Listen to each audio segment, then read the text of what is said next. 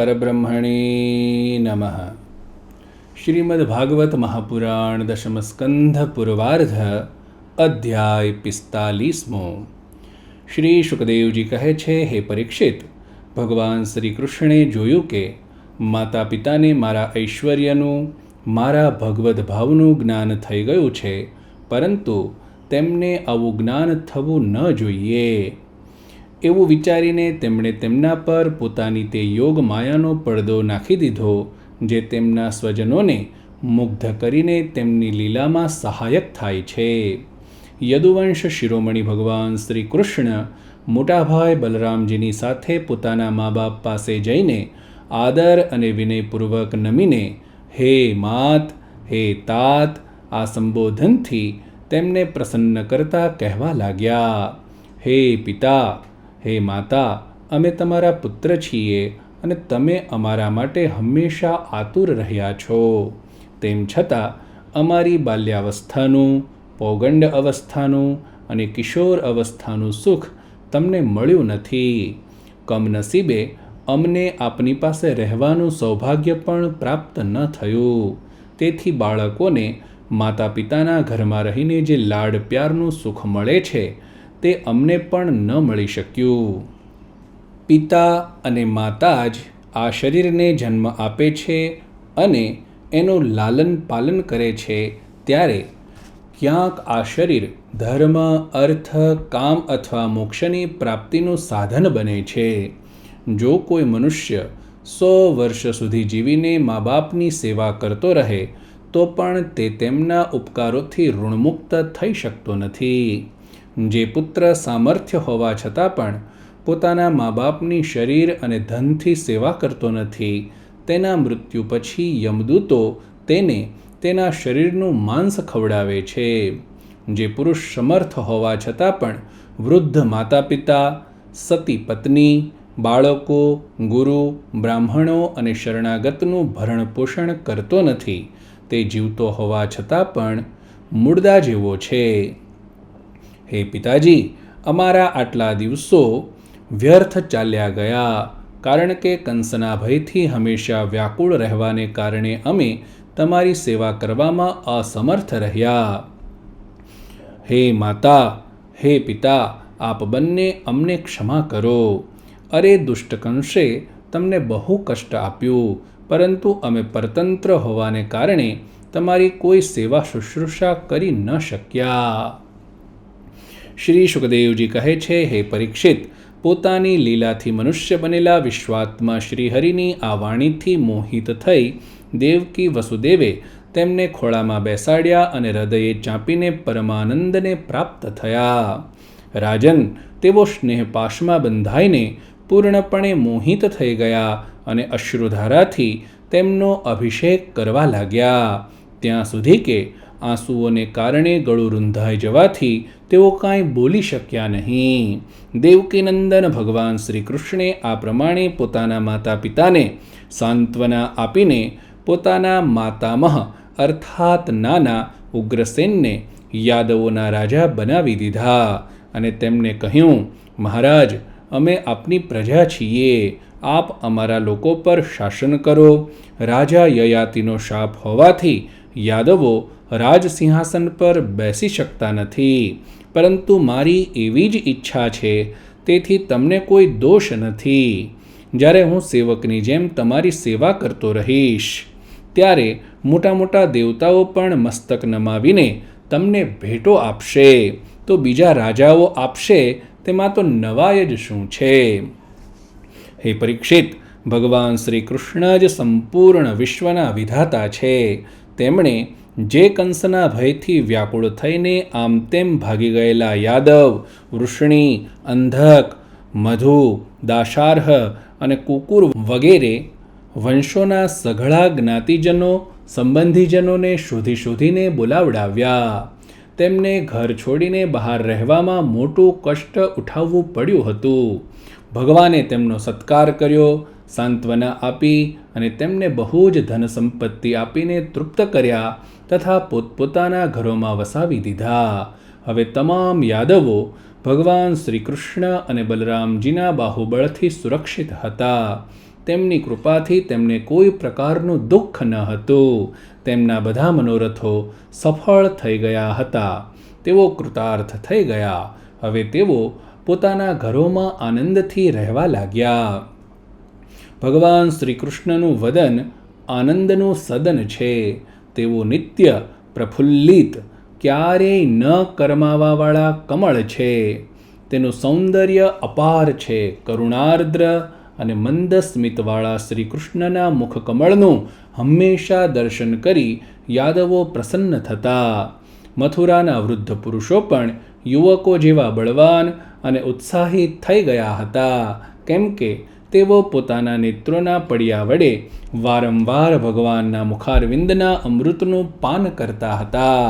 હે પ્રિય પરીક્ષિત, ત્યાર પછી દેવકીનંદન ભગવાન શ્રી કૃષ્ણ અને બલરામજી બંને નંદરાય પાસે આવ્યા. તેમને ભેટી પડ્યા અને કહેવા લાગ્યા, બાબા, તમે અને મા યશોદાએ ખૂબ સ્નેહ અને લાડથી અમારું લાલન પોષણ કર્યું છે. એમાં કોઈ શંકા નથી કે મા બાપ પોતાના સંતાનને પોતાના શરીરથી અધિક સ્નેહ કરે છે. જેમને પાલન પોષણ ન કરી શકવાને કારણે સ્વજન સંબંધીઓએ છોડી દીધા છે, તે બાળકોને જે લોકો પોતાના પુત્ર જેવા લાડ પ્યારથી ઉછેરે છે, તે જ વાસ્તવમાં તેમના મા બાપ છે. બાબા, હવે તમે લોકો વ્રજમાં જાવો. એમાં શંકા નથી કે અમારા વિના વાત્સલ્ય સ્નેહને કારણે તમને બધાને બહુ દુઃખ થશે. અહીંના સુહૃદ સંબંધીઓને સુખી કરીને અમે તમને મળવા આવીશું. ભગવાન શ્રી કૃષ્ણે નંદરાય અને બીજા વ્રજવાસીઓને આ પ્રમાણે સાંત્વના આપી બહુ જ આદરપૂર્વક વસ્ત્ર, આભૂષણો અને અનેક ધાતુઓના વાસણો વગેરે આપી તેમનું સન્માન કર્યું. ભગવાનની વાત સાંભળીને નંદરાય પ્રેમ અધીરા થઈને બંને ભાઈઓને ભેટી પડ્યા અને નેત્રોથી આંસુ સારતા ગોપોની સાથે વ્રજ જવા માટે વિદાય થઈ ગયા. હે રાજન, ત્યાર પછી વસુદેવજીએ પોતાના પુરોહિત ગર્ગાચાર્યજી તથા બીજા બ્રાહ્મણો પાસે બંને પુત્રોના વિધિપૂર્વક યજ્ઞોપવીત સંસ્કાર કરાવ્યા. તેમણે વિવિધ પ્રકારના વસ્ત્રો અને આભૂષણોથી બ્રાહ્મણોનો સત્કાર કરી ઘણી જ દક્ષિણા તથા વાછરડાવાળી ગાયો દાનમાં આપી. બધી ગાયોના ગળામાં સોનાની માળા પહેરાવી હતી તથા બીજા પણ ઘણા આભૂષણો અને રેશમી વસ્ત્રોથી તેઓને શણગારી હતી. મહામતી વસુદેવજીએ ભગવાન શ્રી કૃષ્ણ અને બલરામજીના જન્મ નક્ષત્રમાં જેટલી ગાયો આપવાનો સંકલ્પ કર્યો હતો તે ગાયો બ્રાહ્મણોને દાનમાં આપી. જો કે વસુદેવજી પાસેથી બધી ગાયો કંસે છીનવી લીધી હતી, તે હવે છોડાવીને સંકલ્પ પ્રમાણે દાનમાં આપી. આ પ્રમાણે યાદવોના આચાર્ય ગર્ગાચાર્યજી પાસે સંસ્કાર કરાવીને બલરામજી અને ભગવાન શ્રી કૃષ્ણ બંને ઉપનયન સંસ્કાર દ્વારા ગાયત્રી વ્રતમાં નિષ્ઠાવાળા થઈ દ્વિજ બન્યા. હે રાજન, શ્રી બલરામજી અને ભગવાન શ્રી કૃષ્ણ સર્વ વિદ્યાઓનું ઉત્પત્તિ સ્થાન, સર્વજ્ઞ તથા જગતના ઈશ્વર હોવા છતાં તેમણે પોતાના સ્વતઃ સિદ્ધ નિર્મળ જ્ઞાનને મનુષ્ય લીલાથી છુપાવી રાખ્યું હતું. હવે તે બંને ગુરુકુળમાં નિવાસ કરવાની ઈચ્છાથી ઉજ્જૈનીમાં કશ્યપ ગોત્રી સાંદીપની મુનિ પાસે ગયા. તે બંને ભાઈ વિધિપૂર્વક ગુરુજી પાસે રહેવા લાગ્યા. તે વખતે તેઓ જીતેન્દ્રિય બની ગુરુ સમીપે નિર્દોષપણે કેવી રીતે રહેવું તે પોતાની સાથે અભ્યાસ કરતા બીજા વિદ્યાર્થીઓને શીખવાડતા હતા. તેઓ ગુરુવરની શુદ્ધ ભાવે ઈષ્ટદેવ જેવી સેવા કરવા લાગ્યા. તેમની સેવાથી ગુરુજી બંને ભાઈઓ પર બહુ પ્રસન્ન થયા અને તેમણે તેમને 6 શાસ્ત્રો અને ઉપનિષદો સહિત સંપૂર્ણ વેદો ભણાવ્યા. એ સિવાય મંત્રો અને દેવતાઓના જ્ઞાન સાથે ધનુર્વેદ, મનુસ્મૃતિ વગેરે ધર્મશાસ્ત્રો, મીમાંસા વગેરે વેદોનું તાત્પર્ય બતાવનારા શાસ્ત્રો, તર્કવિદ્યા વગેરે પણ ભણાવ્યા. સાથે સાથે સંધિ, વિગ્રહ, યાન, આસન, દ્વૈધ અને આશ્રય આ 6 ભેદોથી યુક્ત રાજનીતિનો પણ અભ્યાસ કરાવ્યો.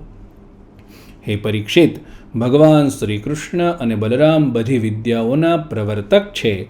અત્યારે માત્ર શ્રેષ્ઠ મનુષ્ય જેવો વ્યવહાર કરતા રહીને તેઓ અધ્યયન કરી રહ્યા હતા. તેમણે માત્ર ગુરુજીના એક જ વાર કહેવાથી બધી વિદ્યાઓ શીખી લીધી. માત્ર 64 દિવસમાં જ સંયમ શિરોમણી બંને ભાઈઓએ 64 કળાઓનું જ્ઞાન પ્રાપ્ત કરી લીધું. આ પ્રમાણે અધ્યયન સમાપ્ત થઈ જવાથી તેમણે સાંદીપની મુનિને પ્રાર્થના કરી કે આપની ઈચ્છા હોય તે ગુરુ દક્ષિણા માંગો.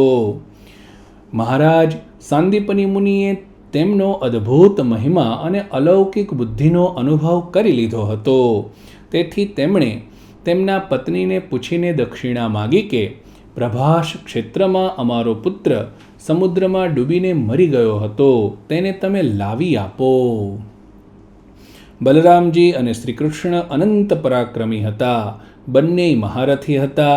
તેમણે બહુ સારું કહીને ગુરુજીની આજ્ઞા સ્વીકારી લીધી અને રથમાં બેસી પ્રભાસ ક્ષેત્રમાં ગયા. તેઓ ક્ષણભર સમુદ્ર કિનારે બેઠા.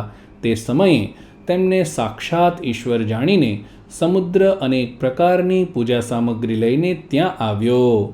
ભગવાને સમુદ્રને કહ્યું, હે સમુદ્ર, તમે અહીં તમારા મોટા મોટા તરંગોથી અમારા જે ગુરુપુત્રને ખેંચી ગયા છો તેને તુરત જ લાવી આપો.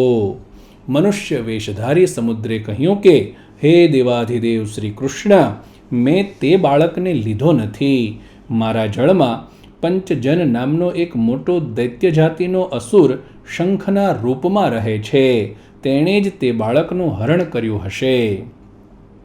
સમુદ્રની વાત સાંભળીને ભગવાને તુરત જ જળમાં પ્રવેશ કર્યો અને શંખાસુરને મારી નાખ્યો. પરંતુ તે બાળક તેના ઉદરમાં ન હતો. ત્યારે તેના શરીરનો શંખ લઈને ભગવાન રથમાં બેસી પાછા આવ્યા. ત્યાંથી બલરામજી સાથે શ્રી કૃષ્ણે યમરાજની પ્રિય નગરી સંયમિનીમાં જઈને શંખનાદ કર્યો. શંખનો ઘોષ સાંભળીને તમામ પ્રજાનું શાસન કરવાવાળા યમરાજે તેમનું સ્વાગત કર્યું અને ભક્તિભાવપૂર્વક વિધિ અનુસાર તેમની પૂજા કરી. તેમણે વિનયપૂર્વક નમીને સઘળા પ્રાણીઓના હૃદયમાં બિરાજેલા સચ્ચિદાનંદ સ્વરૂપ ભગવાનને કહ્યું, લીલાથી જ મનુષ્ય બનેલા હે સર્વવ્યાપક પરમેશ્વર, હું આપ બંનેની શું સેવા કરું? ભગવાને કહ્યું, હે યમરાજ, અહીં પોતાના કર્મબંધન અનુસાર મારા ગુરુપુત્રને લાવવામાં આવ્યો છે. તમે મારી આજ્ઞાનો સ્વીકાર કરીને તેના કર્મો પર ધ્યાન ન આપી તેને મારી પાસે લઈ આવો. યમરાજે જેવી આજ્ઞા એમ કહીને ભગવાનની આજ્ઞાનો સ્વીકાર કર્યો અને તેમનો ગુરુપુત્ર લાવી આપ્યો. ત્યારે યદુશ્રેષ્ઠ ભગવાન શ્રી કૃષ્ણ અને બલરામજી તે બાળકને લઈને ઉજ્જૈની પાછા આવ્યા અને તેને ગુરુદેવને સોંપતા કહ્યું કે તમે બીજું જે કંઈ જોઈએ તે માગી લો. ગુરુદેવે કહ્યું, બેટા, તમે મને બહુ ગુરુદક્ષિણા આપી દીધી. હવે બીજું શું જોઈએ? જે તમારા જેવા પુરુષોત્તમના ગુરુ છે તેના ક્યાં મનોરથો અપૂર્ણ રહી શકે? વીર શિષ્યો, હવે તમે બંને તમારા ઘેર સીધાવો. તમારી પવિત્ર કીર્તિ થાવો. તમારી ભણેલી વિદ્યા આલોક અને પરલોકમાં સદા તાજી જ રહો, તેની વિસ્મૃતિ ન થાવો. હે પરીક્ષિત, પછી ગુરુજીની આજ્ઞા લઈને વાયુ સમાન વેગવાળા અને મેઘ જેવી ગર્જના કરતા રથમાં બેસી બંને ભાઈ મથુરા પધાર્યા. મથુરાના પ્રજાજનો ઘણા દિવસ સુધી શ્રી કૃષ્ણ અને બલરામજીને ન જોઈ બહુ દુઃખી થઈ રહ્યા હતા. હવે તેમને આવેલા જોઈને બધા જ પરમાનંદમાં મગ્ન થઈ ગયા, જાણે ખોવાઈ ગયેલું ધન પાછું મળી ગયું હોય. આ પ્રમાણે દશમ સ્કંધના પૂર્વાર્ધ અંતર્ગત ગુરુ પુત્રાનયન નામનો 45મો અધ્યાય સમાપ્ત.